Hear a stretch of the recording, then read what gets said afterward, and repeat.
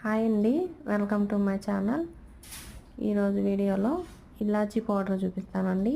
ఇది అందరికీ తెలిసే ఉంటుంది. తెలియని వాళ్ళ కోసం 10 గ్రాములు యాలకులు తీసుకున్నాను.